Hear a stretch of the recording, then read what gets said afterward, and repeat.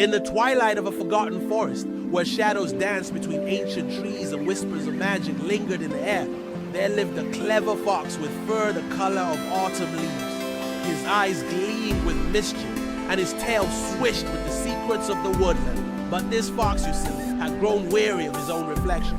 On a moonless night, when the stars hid their faces and the wind held its breath, the fox made a fateful bargain. He traded his shadow to a trickster spirit, exchanging substance for stealth, visibility for the power to vanish at will. As the last wisps of his silhouette melted into the darkness, the fox felt a thrill of excitement course through his newly weightless form. At first, his newfound invisibility was a source of endless delight. He slipped unseen past the watchful eyes of hunters, their arrows whistling harmlessly through the space where he should have been. The fox reveled in his ability to pilfer morsels from unguarded plates and snatch fish from the river without so much as a ripple. He became a phantom, a legend whispered around campfires, the uncatchable, the unseen. But as days turned to weeks and weeks to months, the clever fox began to notice a change. It wasn't just the hunters who could no longer see him. The rabbits he once chased in play no longer startled at his approach. The wise old owl ceased to greet him with a solemn nod. Even the moonlight seemed to pass through him, robbing his coat of its fiery luster. One crisp autumn morning, the fox trotted to his favorite clearing, eager to bask in the warm sunbeams. But as he settled onto the soft grass, he realized with a start that no warmth reached his skin. The sun's rays, like everything else, simply passed through his ethereal form. A chill that had nothing to do with the season settled deep in his bones. Desperate for companionship, the fox sought out his old friend, the badger. He called out a greeting, but the badger's eyes swept past him unseen. The fox yipped and danced, but his friend continued to lumber by, oblivious to his presence. It was then that the true weight of his bargain began to press upon the fox's heart. He wandered the forest, a ghost among the living. The birds no longer scattered at his approach, and the deer grazed peacefully, unaware of the predator in their midst. The fox found himself longing for the days when a twig snapping beneath his paw would send a flurry of activity through the undergrowth. He missed the way the dappled sunlight would play across his russet fur, the feeling of wind ruffling through his tail. As winter's icy fingers began to grip the land, the fox's loneliness grew as vast and empty as the snow-covered fields.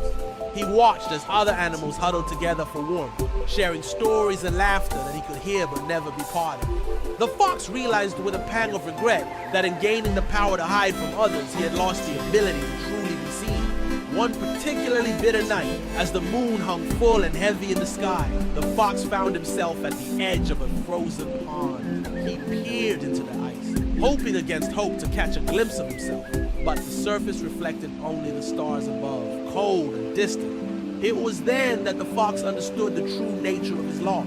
His shadow, which he had so carelessly traded away, was more than just a dark outline cast by his body. It was a part of him, anchoring him to the world, connecting him to the earth and to those around him. With heavy heart and weary paws, the fox began a journey to reclaim what he had lost. He traversed treacherous mountain passes where the wind howled with the voices of the forgotten. He crossed scorching deserts where mirages taunted him with visions of his former self. Through it all, the fox clung to the memory of what it felt like to be home, to cast a shadow and leave footprints in the snow. At last, after many moons had waxed and waned, the fox found himself back in the heart of his forest. There, in a glade bathed in silver moonlight, he encountered the trickster spirit once more. The spirit's eyes glittered with amusement as the fox approached, tail lowered in humility. "Have you learned the value of that which you so eagerly discarded?" the spirit asked, its voice like rustling leaves. The fox nodded, unable to meet the spirit's gaze. "I have," he replied, his voice hoarse from disuse. "A shadow is not just an absence of light, but a testament to our presence in the world. Without it, I am not truly here." The spirit considered the fox for a long moment, then smiled, a thing of moonbeams and starlight. "Very well," it said, "your shadow awaits your return. But remember, little fox, that every bargain has its price." With a wave of its spectral hand, the spirit returned the fox's shadow. As it settled back into place, the fox felt a rush of sensation. The cool grass beneath his paws, the night air ruffling his fur. cast his eyes to the ground and nearly wept with joy at the sight of his own silhouette, stretched long and true across the forest floor. But the spirit's warning proved true. For though the fox had regained his shadow, his time spent invisible had changed him. His once vibrant coat was now streaked with silver, and his eyes held a wisdom born of solitude. He was no longer the carefree trickster who had so eagerly traded away a part of himself.